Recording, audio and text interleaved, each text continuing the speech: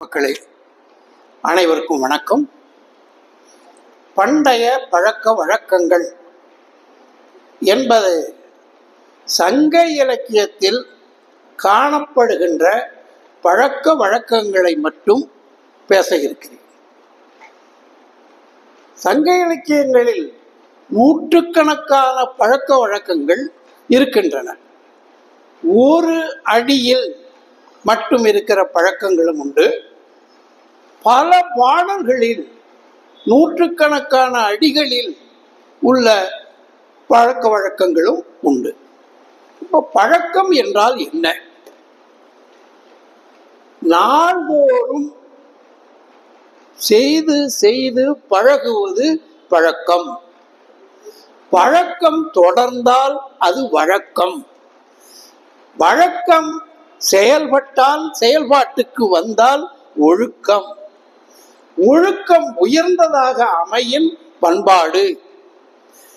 இப்படி பழக்க வழக்கங்கள் ஆடவர் பழக்க வழக்கம், மகளிர் பழக்க வழக்கம், இருபாலர் பழக்க வழக்கம் என அமைகின்றன. இந்த பழக்க வழக்கங்களில் காலந்தோறும் தொடர்ந்து வருகின்ற பழக்கங்களும் உண்டு. விடுபட்ட பழக்கங்களும் உண்டு. மாறிய பழக்க வழக்கங்களும் உண்டு. வட்டாரத்துக்கு வட்டாரம் வேறுபடும் பழக்கமும் உண்டு. மக்கள் வழக்குக்கேற்ப, சூழ்நிலைக்கேற்ப மாறுபடுகின்ற பழக்கங்களும் உண்டு. எடுத்துக்காட்டாக பழங்காலத்தில் அமர்ந்து உண்டனர். இப்பொழுதும் மருத்துவர்கள், குறிப்பாக மகளிர் அமர்ந்து உண்ண வேண்டும் என்று வலியுறுத்துகிறார்கள். ஆடவர்கள் அமர்ந்து உண்ணுவதில் பெரும்பாலும் விட்டுவிட்டார்கள். நாற்காலியில் உட்காருகிறது. சமணர்களைப் போல நின்றூன் கையராகவும் வந்து விட்டார்கள். ஆனாலும் வாயில் உண்ணுகிற பழக்கம் மாறவில்லை. இப்படி கையால் உண்பது, கரண்டியால் உண்பது. அதே போல பழங்காலத்தில் ஓர் ஊருக்கும் இன்னொரு ஊருக்கும் நடந்தே சென்றார்கள். பிறகு வண்டிகள் வந்தன. மாட்டு வண்டிகள், பெட்டி வண்டிகள், அப்புறம் பேருந்துகள், அப்புறம் மிதிவண்டி, உதையுந்து, இப்படி எவ்வளவு வண்டிகள் பழக்க வழக்கங்கள் மாறிவிட்டன. இப்படி இன்னொரு பழக்கம், பழங்காலத்தில் தழையாடை உடுத்தி இருக்கிறார்கள் மகளிர். தழையாடை என்பது வியப்பாக இருக்கிறது. ஒரு பேராசிரியர் கேட்கிறார், சங்க இலக்கியத்திலே தலையாடை உடுத்தினார்களா? நிறைய பாடல் வரிகள் வருகின்றன. இன்னைக்கு அந்த பழக்கம் தொடருது. ஆனா ஒரு மாற்றத்தோட, பெண்களுடைய ஆடைகளில பூ, இலை, தழை போன்றவை அச்சு குத்தி உடுத்துற உடை பழக்கம் இருக்கு. மாறா பழக்கங்களும் உண்டு. இது ஒன்று. இப்பொழுது நான் சொல்ல இருக்கிற பழக்கங்களில் பல பழக்கங்கள் ஒரு 50 ஆண்டுகளுக்கு முன்பு வரை தொடர்ந்தன. ஓரிரு பழக்கம் இன்று வரை தொடர்கின்றது. அப்படி நான் சங்க இலக்கியத்தை பயின்ற காலத்தில் 65, 69 புலவர் படிக்கின்ற காலத்திலே ஓரத்தில் கோடு போட்டு பழக்கம், வழக்கம் என்று குறித்திருக்கிறேன். அப்படி குறித்ததெல்லாம் இப்பொழுது ஒரு இதழுக்காக, திங்கள் இதழுக்காக கட்டுரையாக தொகுத்து கொண்டு இருக்கிறேன். ஏறத்தாழ 30 பழக்க வழக்கங்களை தலைப்பு அடையாளம் கண்டுவிட்டேன். 10 பக்கங்கள் அந்த இதழுக்காக கட்டுரை இங்கே வைத்திருக்கிறேன். நேரம் கருதி உரிய நேரம் வரை உள்ள செய்திகளை மட்டும் சொல்லுவேன். முதலில் பிரண்டை கொடி ஒரு பழக்க வழக்கம். சங்க இலக்கியத்தில் பாலை நிலத்தில் செல்லுகின்றவர்கள் பெரும்பாலும் சாலை 4 கூடுகிறவர்கள் இடத்திலே கைக்குழந்தையோடு செல்லும் பொழுது அல்லது முதியவர்கள் இளையவர்கள் செல்லும் பொழுது பிரண்டை கொடியை பேய்த்து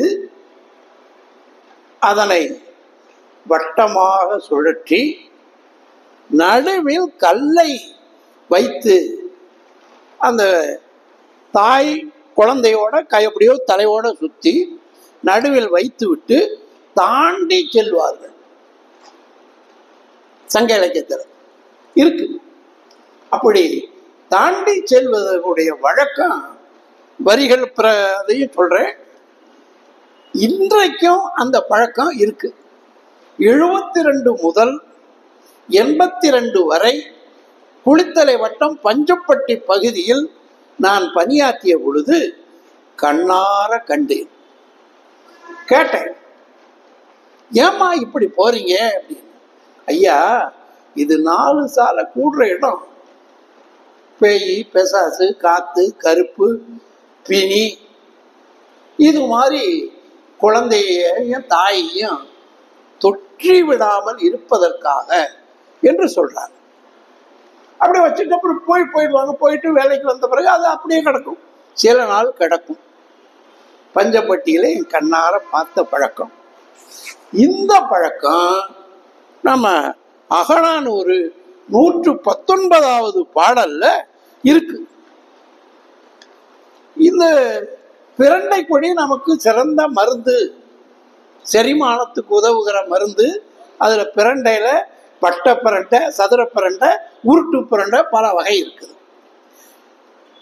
இந்த சங்க இலக்கியத்துல 6 செல் மாக்கள் அறுத்த பிரண்டை ஏறுவரு பாம்பின் பைந்துணி கடுப்ப நெறி அயல் திறங்கும் அத்தம்.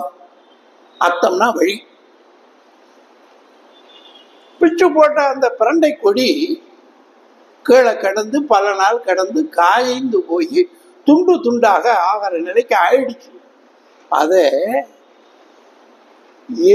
இடியினுடைய ஓசை கேட்ட நாகம் இறந்து விடும் என்று நம் இலக்கியத்தில் பதிவாயிருக்கு. அது அறிவியல் படி பாம்பியல் வல்லாரை நாம் கண்டு உணர வேண்டும். அப்படி ஏறு இடி, அந்த இடி பெற்ற பாம்பு உடனே செத்து போகுமா. அதனாலதான் மானம் இருண்டால் பாம்புகள் வலைக்குள் சென்று வெளிவராது. அந்த மாதிரி காட்சியை நம்ம பார்த்துருக்கிறேன், நான்லாம் பார்த்துருக்கிறேன். பாம்பின் பைன் துணி துண்டித்தது. அதுபோல நெறி அயல், நெறினா வலை, இந்த சாலை, அத்தம், நெறி, சாலை, வழி, இயவு, இப்படி பல சொற்கள் இருக்கின்றன. அது பக்கத்தில் அப்படியே காஞ்சு போய் எலும்பு கூடு போல கிடக்கிறது என்று அந்த பாடல்ல வருது. இதுக்கு உரை எழுதிய பெருமழைப்புலவர் சோமசுந்தரனார், வழிபோக்கர் யாதானும் ஓர் ஊரின்கண் தாம் இருந்து புறப்பட்டு போகும் பொழுது அவ்வூரின்கண் உள்ள வெப்பும் குருவும் ஆகிய தொற்று நோய்கள் தம்மை தொடர்ந்து வந்து பற்றி கொள்ளாமைக்கு பிரண்டை கொடியை அறுத்து போகட்டு அதை தாண்டி போவர். அதற்கு அப்பால் அந்நோய்கள் தம்மை பின்தொடர மாட்டா என்பது அவர் நம்பிக்கை. அவ்வழக்கம் இக்காலத்திலும் உள்ளதுன்னு பெருமழைப்புலவர் 1960 வாக்கில் எழுதியிருக்கிறார். அவர் ஊர் பகுதியில் இப்படி இருந்திருக்கும் போல இருக்கு. நான் கண்டது குளித்தலை பக்கம். இப்படி தமிழகத்தில் வேறு சில இடங்களில் இன்றும் இந்த பழக்கம் இருக்கலாம், அல்ல மாறியும் போயிருக்கலாம். காலந்தோறும் பழக்கங்கள் மாறிக்கொண்டே இருக்கும். அடுத்து உப்பு வண்டி ஒழுகை. உப்பு வண்டி தெரியும். அந்த காலத்துல, சங்க காலத்துல கட்டை வண்டிகள் நமக்கு தெரிய, நான்லாம் ஓட்டிய கட்டை வண்டிகள் டயர் வண்டியா மாறிச்சு. அதுக்கப்புறம் சிற்றுந்து, சரக்குந்து, இப்படி பல மாறிவிட்டது. நெய்தல் நிலத்துல விளைந்த உப்புகளை மற்ற இடங்களுக்கு குறிஞ்சியை தவிர முல்லை, மருதம், பாலை முதலிய இடங்களுக்கு கொண்டு விற்பனை செய்வதற்காக வண்டிகள் உண்டு. அந்த வண்டிகள்ல போகும் பொழுது மேடு பள்ளத்துல இறங்கியன்னா, இப்பொழுது பாலம் இருக்கிறது, அந்த காலத்தில் பாலம் இல்லை. ஏறி இறங்குறது போல எளிதா இறங்கினான். ஏறும் பொழுது மணல், ஒரு அடி மணல் சக்கரம் பதியும். அப்படி பதியும் பொழுது உடன் முதியவரும் இளையவரும் செல்வார்களாம். அந்த வண்டியை தள்ளுவதற்கும் சத்தமிடுவதற்கும் மாடுகளை அதட்டுவதற்கும் செல்வார்கள். அப்படி செல்லும் பொழுது இந்த மணலில் வண்டி செல்லுகிற ஓசை கேட்டு நீர் அருகே இருக்கிற நாரைகள் எல்லாம் பறக்கின்றன என்ற செய்திகளும் சொல்றாங்க. இந்த உப்பு எப்படி விளையுங்கிறது நம்ம சங்க இலக்கியத்தில் பல இடங்கள்ல வருது. சுடுவெயில் கொதித்த கல் விளை உப்பு. வெயில் அதிகம் அடிக்க அடிக்க உப்பு எளிதா வரும். மழை பெஞ்சா இப்பொழுது எல்லாம் தொல்லைப்படுகிறார்கள். மழை பெய்தா உப்பு உற்பத்தி ஆகாது. இப்படி கல் விளை உப்பு, அது வெண்கல் விளை உப்புங்கிறாங்க. வெண்கல் உப்பில் கொள்ளை சாக்கி, கொள்ளைனா விற்பனை, இப்படி பல இடங்கள்ல வருது. அப்படி போகும் பொழுது நான் இந்த காலத்திலையும் மலை மேல மச்சான் இருந்தா துணிஞ்சு ஏறலாமா.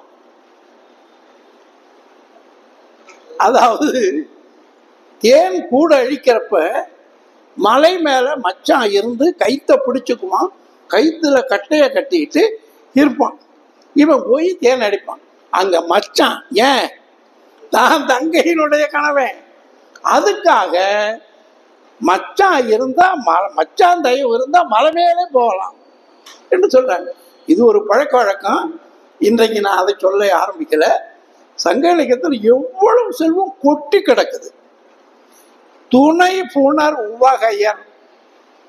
துணை புனை உவகையர்னா மற்றவன்லாம் இல்லை, மாம மச்ச, இப்படி அண்ணன் தம்பி, இப்படி எல்லாரும் சேர்ந்து தான் வண்டியோட போவாங்களாம். பரத மக்கள், மீனவர்கள், இளையரும் முதியரும் கிளையுடன் துவன்றி எல்லாம் வண்டியோடவே செல்லுகிறார்கள். வண்டியில பூட்டி இருக்கிற மாடு வலிமையான மாடு. வலிமையான மாடுன்னா, நான்லாம் சந்தைக்கு போய் மாடு வாங்கியிருக்கேன். நான் ஒரு உழவர் மகன். சந்தையில போய் மாடு வாங்கும் பொழுது எங்க அப்பா, எப்பா கொம்பு நல்லா இருக்குப்பா, இது வாங்கலாப்பான்னாரு. ஓட்டுங்க, இந்த மாடு வேண்டாப்பான்ட்டு. அதுக்கப்புறம் கேட்கல, ஏப்பா அது வேண்டான்ட்டேன்னு. எப்பா முன்கால் முட்டி தட்டுதுப்பான்னு. முன்கால் முட்டி மோதிச்சுன்னா வண்டி இறங்கும் பொழுது மாடு கவுந்துரும் அப்படின்னாரு. அப்புறம் அதை எங்க அப்பா வேற பாராட்டினார். அது போட்டோம். இப்படி மாடுகள் பார்த்து தேர் உழவர்னு வருது. ஒரு இடத்துல மாடுகளை தேர்ந்தெடுக்கிற உழவர்னு வருது. இது அந்த உப்பு போற வண்டிகள் எப்படியா, சுடுவெயில் கொதித்த கல்விளை உப்பு நெடுநெறி நீண்ட தூரம் போகுது. ஒழுகை, ஒன்றன் பின் ஒன்றாக பல வண்டிகள் போவதும் உண்டு. ஒரு வண்டி மாட்டுல மேடு ஏறப்ப முடியலன்னா அந்த வண்டியில கயிறு பார் மரத்திலையும் நுகத்தள்ளியும் நீளமா கட்டி முன்னாடி ஒரு ஜோடி போகும். அதுவும் பத்தலைன்னா அதுக்கு முன்னாடி ஒரு ஜோடி போகும் கைத்துல. அப்படி செல்லுவதுதான் ஒழுகை என்று சொல்லப்படும். அப்படி அளம் போகும் ஆகுலம், வள்ளுவர் சொல்லுவார், ஆகுலம்னா ஆரவாரம், அது போல போகிறது. இப்படி போற மணல் படுத்து நாரை ஒலிக்குதுன்னு முன்னையே சொன்னேன். ஏன் பல பேர் போறாங்க? அது முன்னே வண்டிகள் மணல்ல ஏற முடியலன்னா வண்டியை தள்ளுவாங்க, மாட்டை அடிச்சு விரட்டுவாங்க, எல்லாம் கத்துவாங்க. ஒலிக்கு அஞ்சு கூட அந்த மாடுகள் போகும். கயிறு எப்படி, மாடு எப்படியாப்பட்ட மாடு? நோன் மகடு, வலிமையான மாடு. சில மாடுகள் மேட்டை கண்டா தானே ஓடி ஏறும். என் அனுபவமே இருக்கு. தானே நம்ம போய் அதை அகற்றணும் இல்லை, மேட்டை கண்டாவே ஓடி ஏறும். அப்படி நோன் பகடு. கொடு நுகம் ஒழுகை. அந்த வண்டிகள்ல நுகம் சற்றே வளைந்திருக்கும். நம்ம உழவர்கள் இன்னைக்கு உழுவுறதெல்லாம் நேரா இருக்கும், சற்றே வளைந்திருக்கும். உரன் உடை சுவல. இந்த இடம் வலிமையான மாடுகள். பகடு பல பரப்பி, பல ஜோடி மாடுகள் நிறைய சொல்றாங்க, சில இடங்கள்ல சொல்றேன். பல புரி வார் கயிற்று ஒழுகை. பல புரிகளை உடைய நீண்ட கயிறு. நோன் சுவல் ஒளி பகடுதுறை ஏற்றத்து உமன். அந்த உப்படிக்கிறவங்க விழி வெறி கத்துறாங்கல்ல, ஓ ஓ ஊன்னு கத்துறதெல்லாம் அதுக்கு வெறி அந்த மாடுகள் போகுது. நிறைய இடங்கள் சான்று சொல்லியிருக்கேன், நான் சில மட்டும் சொல்றேன். கவனை அண்ண கவன் பூட்டு பொருது அசா. பூட்டி இருக்கிற வண்டிக்கு கொஞ்சம் கூட கவலைப்படாத அந்த மாடுகள் உமன் எருத்து ஒழுகை தோடு நிறைந்தன. நிறைய தொகுதிகள் இருக்கு, ஒன்று ரெண்டு இல்லை. சரியா? இப்படி வண்டிகள் போகுது. இடையில அச்சம் முறிஞ்சா என்ன பண்றது? அந்த காலத்திலே அவையெல்லாம் வச்சிருக்கிறான். இன்னைக்கு ஒவ்வொரு மகிழுந்து, சரக்குந்து, பேருந்தெல்லாம் ஸ்டெப்னின்னு சொல்றான். அதுக்கு சேம அச்சு. அந்த நடுவில் இருக்க அச்சுக்கு கீழேயே இரும்பை அந்த அச்சு, அதை கட்டிட்டு தான் போவாங்களாம், சேம அச்சு. ஏன்னா சொல்றேன் பாருங்க, இவ்வளவு நுட்பமா புலவர்கள் பார்க்கறாங்க பாருங்க. எருதே இளைய மாடு, அப்ப வேகமா போகும். நுகம் உணராவே, நுகத்தடியில வச்சு இதுவரையும் கட்டி பழகல, துள்ளும் இல்ல. சகடம் பண்டம் பெரிது. சகடத்துல பண்டம் பெரிது வெய்து. அவள் இழியினும் இறங்கினாலும், மிசை ஏறினும் மேலே ஏறும் பொழுதும், அவனது அறியுணர் யாரென. அங்க என்ன நடக்கும்னு யாருக்கும் தெரியாது. கீழ் மரத்து யாத்த சேம அச்சு அண்ணன். சேம அச்சு இன்னொரு பாதுகாப்புக்கு அச்சான், இப்ப ஸ்டெப்னி மாதிரி. இப்படி போற உப்புக்களை இளையரும் பெண்களும் இளம்பெண்களும் உப்போ 12 மாத்திரை, இதுக்கு நாவல்னு பேர். உப்போ அப்படி கூவி விற்கிறாங்க. நான் கண்ணால கண்டேன். உப்போ உப்பு, உப்போ உப்பு. மிதிவண்டியில வருவாங்க. எப்படியா உப்பீங்கன்னா, சரிக்கு சரியுமா. நெல்லுக்கு உப்பு, இங்க நெல்லுக்கு நேரே உப்பன, அப்படிலாம் வருது. நெல்லின் நேரே வெண்கள் உப்பன, நெல்லும் உப்பும் நேரே. எல்லாம் பாடல் வரி, 10 வரி வச்சிருந்தாக்க நான் 2-3 தான் சொல்றேன். இப்படி கூவி வித்திருக்கிறாங்க. இப்படி வைக்கிறத்துல மேலை கடற்கரையில தொண்டிங்கிற நகரத்துல உப்பு வித்து நெல்லை கொண்டு வந்து அந்த உணவை ஆக்கி ஒரு இளம்பெண் தந்தைக்கு கொடுக்கிறாள் என்ற ஒரு செய்தியும் நமக்கு கிடைச்சிருக்கு. சரி ஐயா, இந்த உப்பு வண்டி போல இன்னைக்கு இருக்கான்னா, இன்னைக்கு எல்லா வண்டிகள் சரக்கு வந்தனா இல்லை. ஆனா கொள்ளிடம் ஆற்றிலே மணல் ஏற்றி செல்வதற்கு இது போல பல ஜோடி மாடுகள் கட்டிய வண்டிகளை நான் திருமலபாடியில் பார்த்திருக்கிறேன். என் தந்தையார் சொன்னார், அவர் வீடு கட்டும் பொழுது, எப்பா நாங்க அன்பில்ல போய் பாந்தல் கட்டி தாப்பா மணல் எடுத்துட்டு வந்தோம். பாந்தல் பாந்து ஒரு ஜோடி 2 ஜோடி 3 ஜோடி, எதுக்கு பாந்துன்னு பேர். என் வழக்கு சொல் அகராதியில திருச்சி மாவட்ட வழக்கு சொல் அகராதியை நான் தொகுத்துருக்கிறேன். அதுல படத்தோட போட்டிருக்கேன். 3 ஜோடி மாடு வண்டி இழுக்கிறது மாதிரி படத்தோட, அதுக்கு பாந்தல் பாந்து. அப்படி ஒரு வழக்கம் சரக்கும் குந்துகள் வந்த பிறகு எல்லாம் அற்று விட்டன. இப்படி ஒரு பழக்கம் தொடர்கிறது, கால மாற்றத்தினால போயிடுது. அடுத்து பெண் போடுறோம். பெண் கேட்டு திருமணம் செய்கிறது சங்க இலக்கியத்திலேயே புதிதாக வந்து திருமணம் முடிக்கிற பெண்களும் உண்டு. பழமையாக சொன்று தொட்டு சொந்தத்தில் வர்றதும் உண்டு. காதலிச்சு பெறுகிற திருமணமும் உண்டு.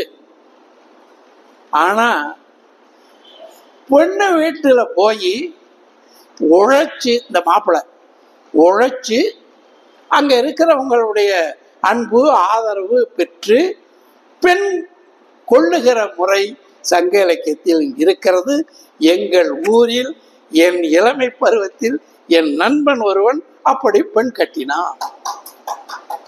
அப்படி ஒரு வழக்கம் சங்க இலக்கியத்திலும் இடம் பெற்றிருக்கு, வழக்கத்திலும் இருக்கிறது. இப்ப நெய்தல்ல கடற்கரை, கடற்கரையில புன்னை மரத்து நிழல்ல ஒரு இளம் பெண், நல்ல ஒப்பனை பெண்ண செய்ய பெண் அங்க விளையாடுறா. அந்த விளையாட்டுக்கு பேரு அளவன் ஆட்டல். அளவன்னா நண்டு. இந்த நண்டுகள் கடற்கரை ஓரத்துல அப்படி போகும். தண்ணி அலை அடிச்சு மண்ணு போன அதுல போகும். அப்படி ஓடுற நண்டுகள் எங்க வலை வச்சிருக்கும்னு யாருக்கும் தெரியாது. நம்ம போனோம்னா அப்படி அவ அந்த பக்கம் போனா இங்கிட்டு திரும்பும், அங்க போய் போந்துக்கும், அங்க போனா இங்க திரும்பும். இதுக்கு அளவன் ஆட்டல். அப்படி ஒரு பழக்கத்துல ஒரு பெண்ணு விளையாடிட்டு இருக்கிறான். பக்கத்து ஊருக்கார ஒருத்தன் போறான். ஒரு அழகான பெண்ணு இப்படி விளையாடிக்கிட்டு இருக்கிறா, இவன் நமக்கு கிடைப்பாலோ மாட்டாளோ அப்படின்னு போறான். ஒரு நாள் 2 நாள் இப்படியே வந்துட்டு பார்த்துட்டு போறான்.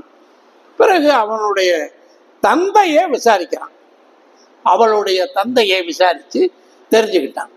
அவன் தந்தை உப்பளம் வைத்திருக்கிறான். அவ்வப்பொழுது கடலில் சென்று மீன் பிடிக்கிறவன். அவன் கூட மாட உப்பளத்துக்கு போய் வேலையை செஞ்சு இவன் தன்னை நான் பக்கத்து இருக்காரன் அப்படி சும்மா இருக்கேன் அப்படி எப்படியோ அறிமுகப்படுத்திக்கிட்டான். கடலுக்கும் கூட போய் மீன் கொண்டுகிட்டு வரலாம். இந்த மீன் கொண்டுகிட்டு வர்ற செய்திகளே எத்தனை பழக்க வழக்கம் இருக்கு. நான் இன்னைக்கு அதெல்லாம் சொல்லலை.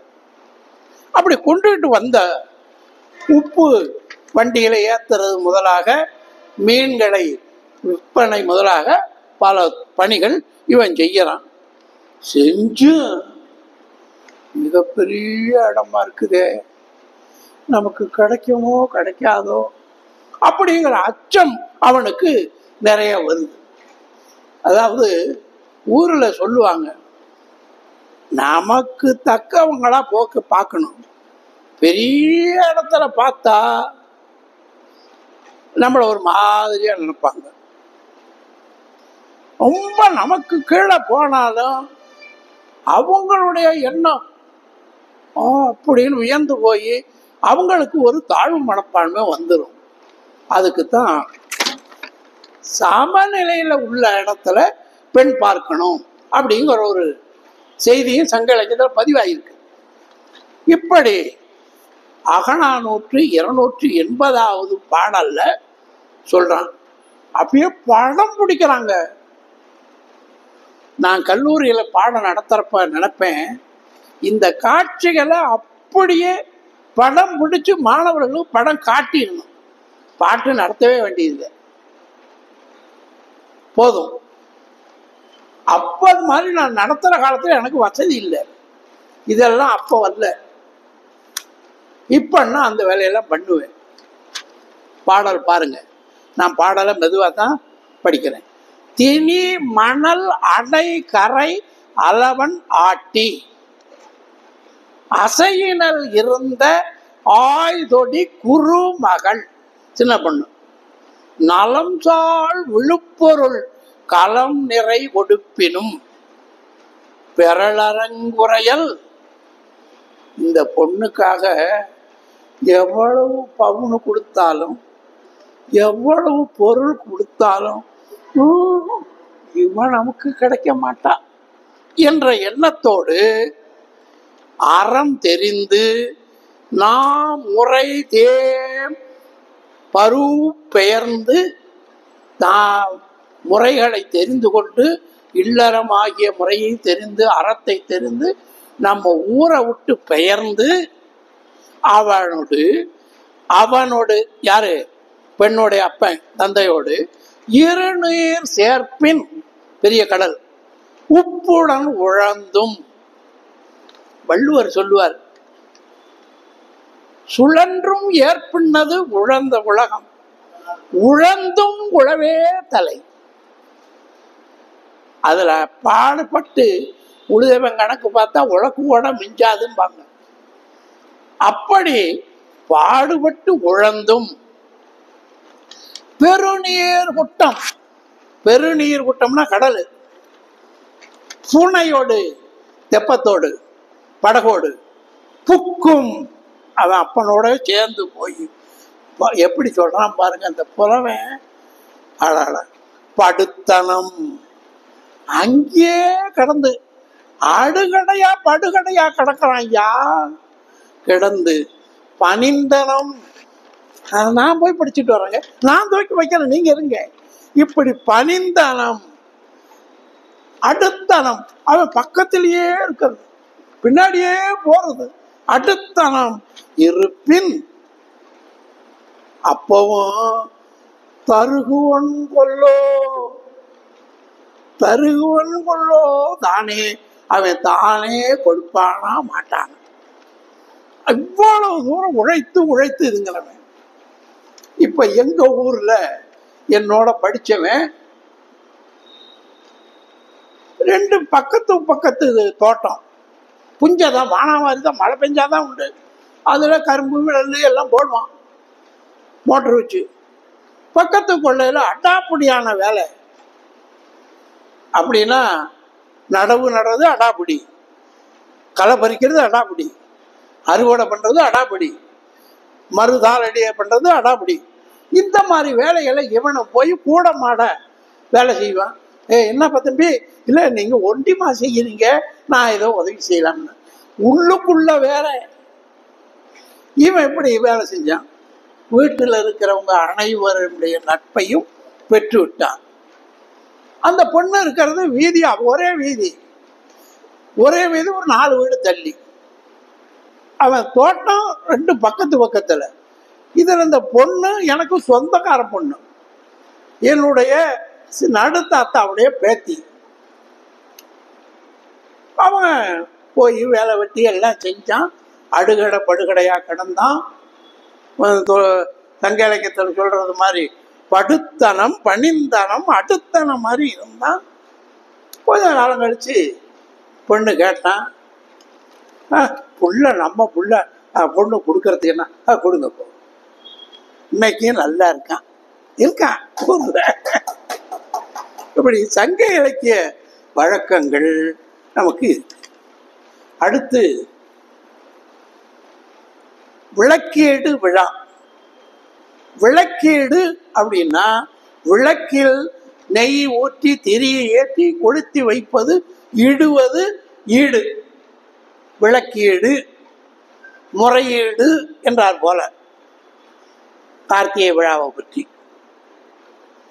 பழங்காலத்துல கார்த்திகை திங்கள்ல கார்த்திகை மீன் சேருகிற நேரத்துல, கார்த்திகை மாத்தையில, கார்த்திகை நட்சத்திரத்துல, நிலவு ஒன்றா சேர்ற காலத்துல இந்த விளக்கு ஏற்றுவாங்க. ஏயா போய் விளக்கு ஏற்றணும்? கார்த்திகை மாத இருள் ஒன்றும் தெரியாது. யாரேனும் புதிதா ஒருத்தர் வந்திருந்தாருன்னா வாங்க வாங்க வாங்க, கார்த்திகை பிறருக்கு எண்டார் போல வந்துட்டீங்களே. கார்த்திகை மாதத்துல பிறைய காணவே முடியாது, இருள் மண்டி கிடக்கும். அதுக்காக விளக்கு ஏத்துகிறார்கள். வீதி முழுக்க ஏத்துகிறாங்க, வீட்டுக்கு வீடு ஏத்துறாங்க.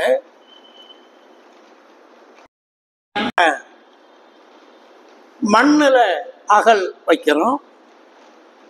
பழங்காலத்துல எப்படி வச்சிருப்பான், அதுக்கு நம்மளால சொல்றாங்க. கிழிஞ்சல் இருக்கு பாருங்க, கிழிஞ்சல்லையே விளக்கு வச்சிருக்காங்க. கிழிஞ்சல் போலதான் மண்ணுல தயாரிச்சோம். இன்னைக்கு நம்ம அகல் விளக்கு வைக்கிறோம். அகல்னு சொல்றது இந்த அகல இல்லை.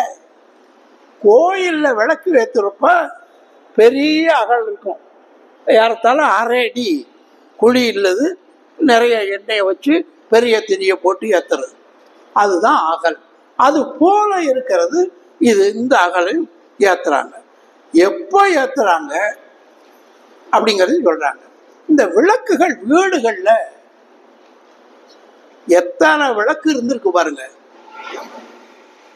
மாலை விளக்கு, அரண்மனை விளக்கு, முத்தி விளக்கு, ஊர் சுடு விளக்கு, புன் தேர் விளக்கம். புன் தேர்னா பாசறையில அடிபட்டு கை காலு முறிஞ்சு வாழ் குத்திங்கிட்டு வந்து கிடக்கிறோம்னா அரசன் விளக்க எடுத்துக்கிட்டு பார்ப்பான், எப்படி எப்படி இருக்கீங்கன்னு. புன்தேர் விளக்கம், பெருவிழா விளக்கம், விழா காலத்துல ஏத்துற விளக்கம், கிழிஞ்சல் விளக்கு, ஈம விளக்கு. கடைசி காலத்துல வீட்டுல இன்னைக்கும் அதனால தாங்க விளக்கேற்றி வைக்கிறாங்க. இறந்த பிறகு பணம் தூக்கிட்டு போன பிறகு விளக்கேற்றி வைப்பாங்க. அப்படி பல்வேறு விளக்குகள் இருந்தது. இதுல பல விளக்குகள்ல ஒரே விளக்கு. நான் தமிழ்நாடு எங்கும் சென்று திருமணங்கள் நடத்தி இருக்கிறேன், இளங்குமரனார் நெறியை பின்பற்றி. அதுல விளக்கம் சொல்லுவேன். இந்த மணமகள் மனை விளங்க வந்தவள், அதனாலதான் அவளுக்கு விளக்கு ஏத்துற விளக்கம் சொல்லுவோம். குடும்ப விளக்கு ஏத்துறது, மனைக்கு விளக்கம் மணவார் என்று நம்முடைய கீழ்கணக்கு நூல்கள்ல சொல்லும். அப்படி விளக்கு ஏற்றும் பொழுது இன்னைக்கு எல்லாரும் மண்டபத்துல வீட்டுல குத்து விளக்கு வச்சிருக்கிறோம். இதுக்கு பேரு குத்து விளக்கு இல்லைங்க. யார போய் குத்துற விளக்கு? குற்றி. குற்றி விளக்கு. குற்றின்னா இவ்வளவு உயரத்துல இவ்வளவு உயரத்துல இவ்வளவு உயரத்துல கல்லால் ஆகப்பட்டது. அது மேல குழியா வச்சு எண்ணெயை ஊற்றி விளக்கு வைப்பாங்க. அதுக்கு அப்புறம் அது குற்று விளக்கு. குற்றி, குற்று. நம்மால்தான் குற்றுன்னா குத்துன்னு சொல்லு சாப்பிடத்துல நம்மளும் கெட்டிக்காரங்க. மயில சீனி வெங்கடாசாமி எழுதுவார், எங்கடா போயிட்டு வந்த? கூத்தாலைக்கு போயிட்டு வர்றேன். எந்த ஊர்ல? நான் வெட்டுவாங்கல. ஐயா, நான் ஊர் பெயரையும் ஆராய்ச்சி பண்ணி இருக்கிறேன். சங்க இலக்கியத்தில் இடம்பெற்றுள்ள ஊர்களில் 90 விழுக்காடு அடையாளம் கண்டுவிட்டேன். கூத்தாலைன்னா என்ன? வேற ஒண்ணும் இல்லை, குளித்தலை, குளிர் தண்டலை.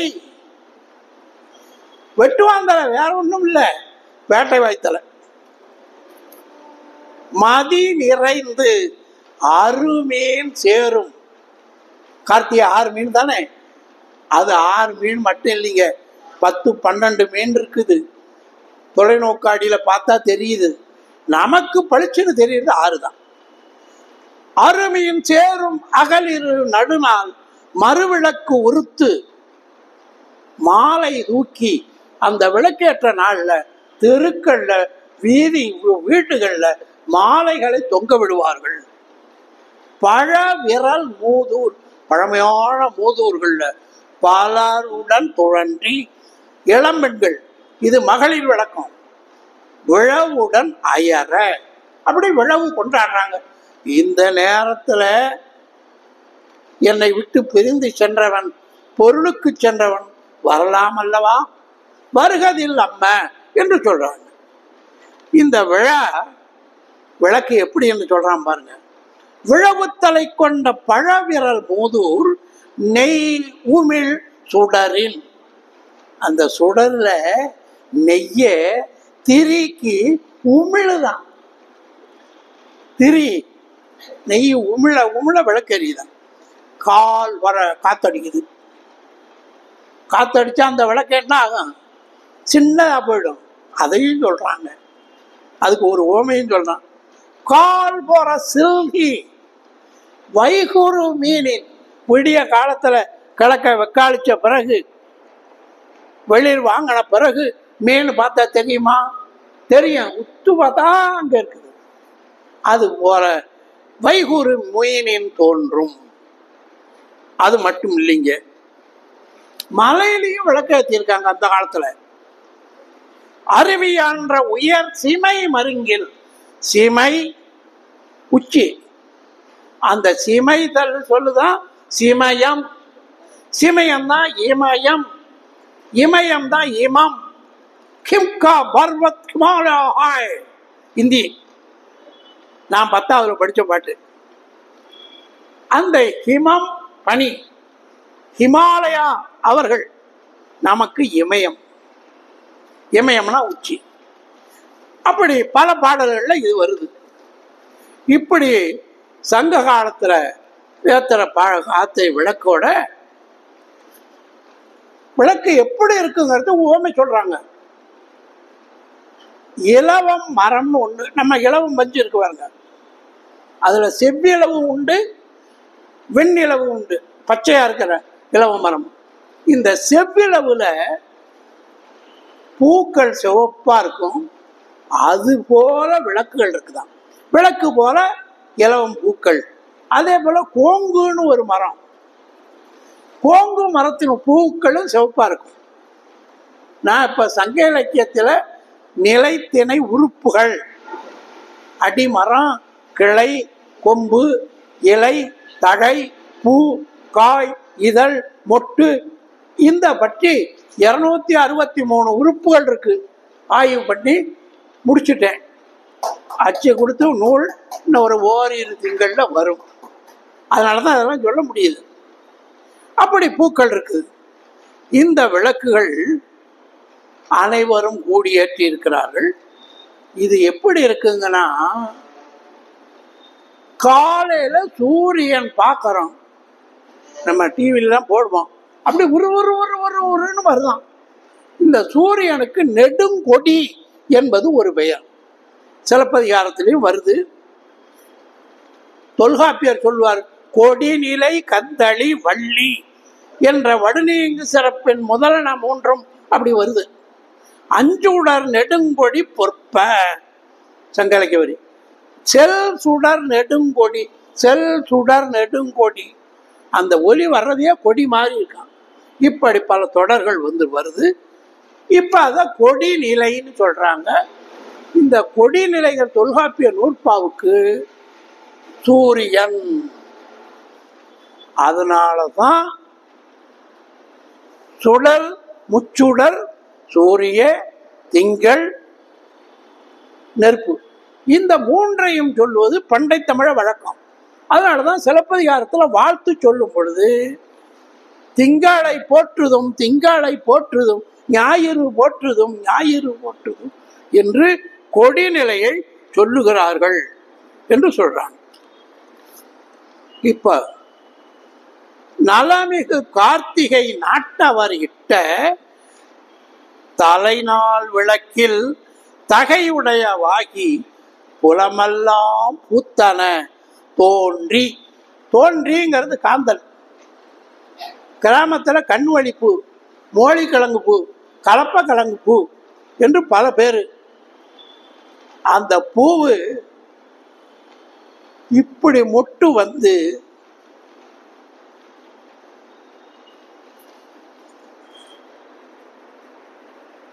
இப்படி வர்றதுக்கு 18 நாள்.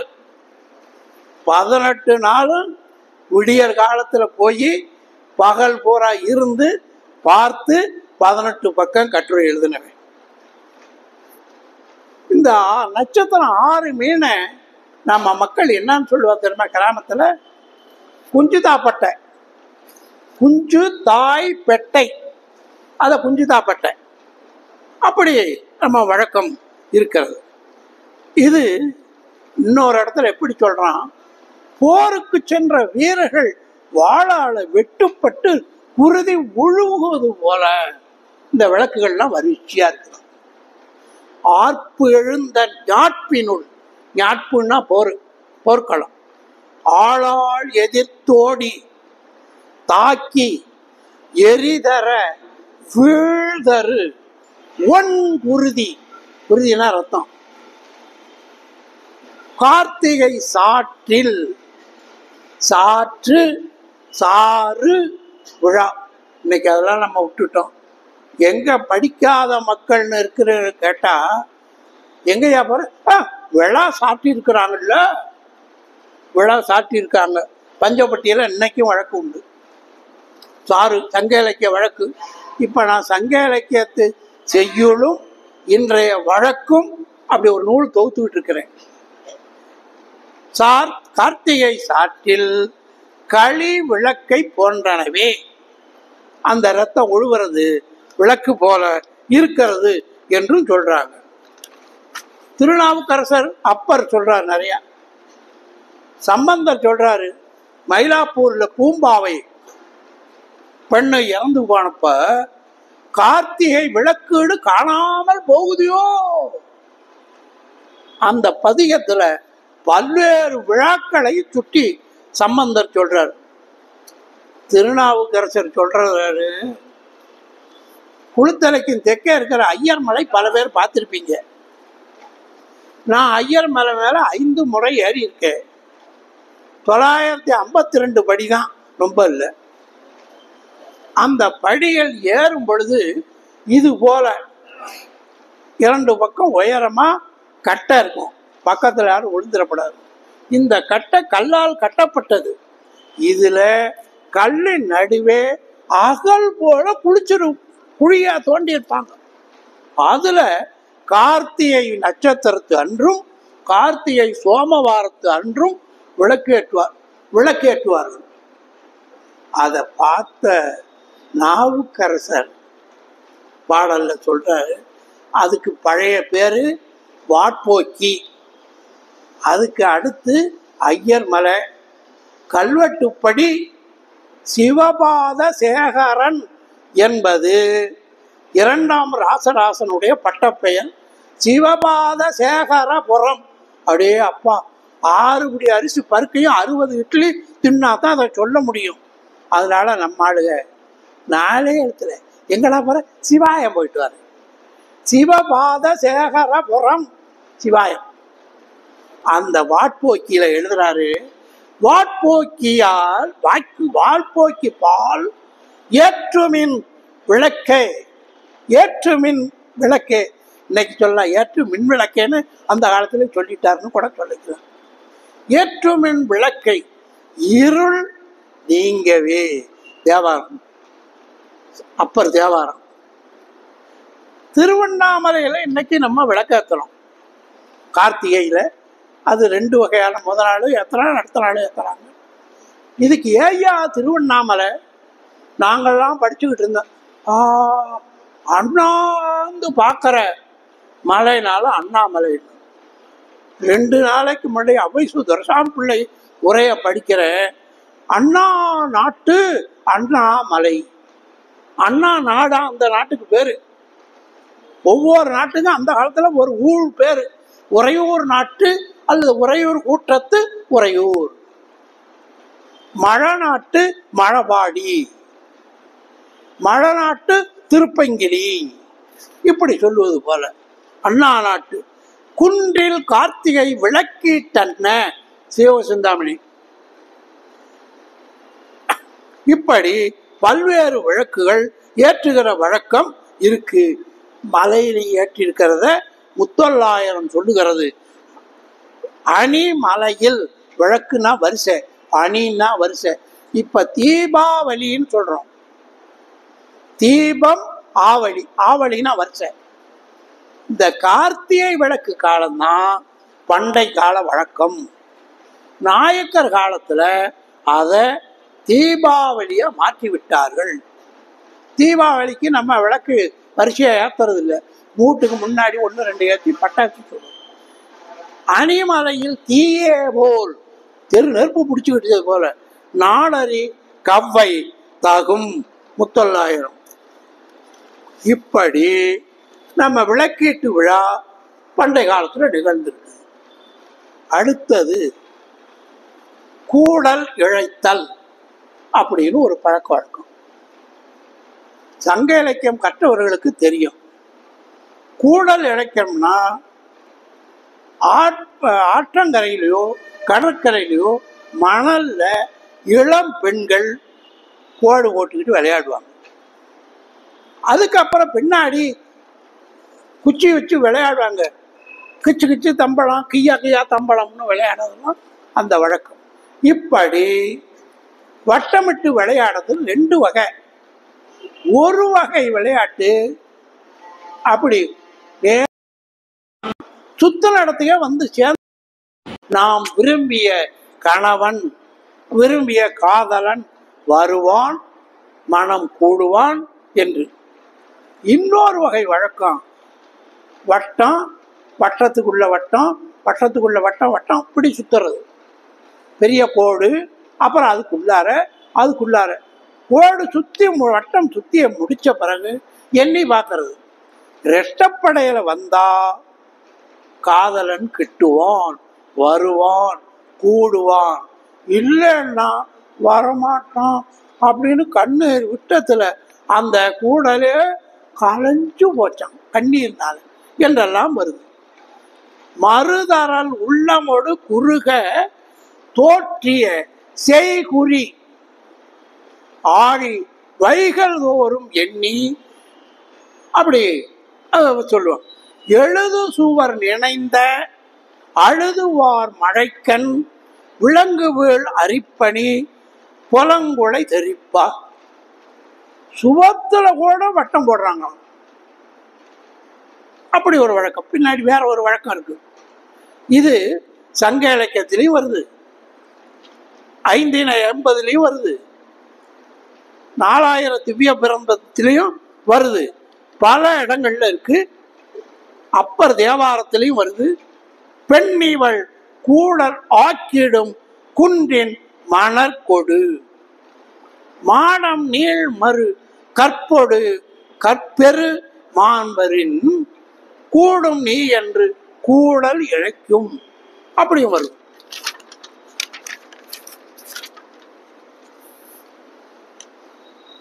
வேற ஒரு முத்தொள்ளாயிர பாடல்லையும் வருது. கூடலார் கோமானை மதுரை கூட பெறுவேனே கூடன்று. நான் அவனை அடைவேன்னா நான் போடுற வட்டம் கூடணும். கூடாம கோடு வெளியே போயிடுச்சுன்னா அல்ல உள்ள போயிடுச்சுன்னா கூட மாட்டான். இவர் நம்பிக்கை தான். அப்படி நாச்சியார் திருமொழியில மாலிருஞ்சோலை மணாளர் கொள்ளுமாகில் நீ கூடிடு கூடலே அப்படின்னு ஒரு இடம் வருது. இதுக்கு பெரியவாச்சான் பிள்ளை உரை எழுதுறார். வட்டமாக கூடலாவது வட்டமாக கோட்டை கீறி அதுக்குள் சுழி சுழியாக சுற்றும் சுழித்து இவ்2 சுழியாக கூட்டினால் இரட்டைப்படை பட்டால் கூடுகை, ஒற்றைப்பட்டால் கூடாமை என்பது அடையாளம் என்று அவங்க சொல்றாங்க. கலிங்கத்து பரணியில கடைத்திறப்புன்னு ஒரு பகுதி பலருக்கு தெரியும். காலத்தி மன்னன் கையில பாதி காலத்தி பாதின்னு ஒரு நூல். மன்னன் அசைவின்றி காட்டுமேல் காட்டி கலந்து எண்ணெய்